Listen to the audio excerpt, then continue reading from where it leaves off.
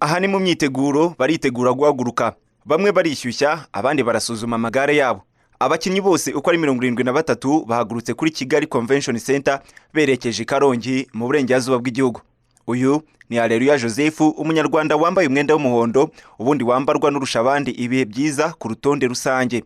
Twibutse ko kuri uyu wa mbere ubwo abasiganwa berekezaga mu karere ka Ngoma mu ntara y'Uburasirazuba, nta munyarwanda wigeze wegukana aka gace kuko katwawe n'umunyakanada Guillaume Bovin ukinira Cycling Academy yo muri Israel.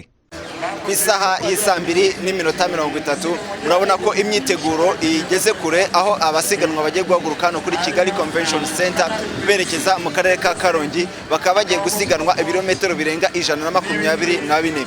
Uyu ni umunsi wa gatatu w'irushanwa rya Tour du Rwanda, ariko akaba ari etape ya kabiri.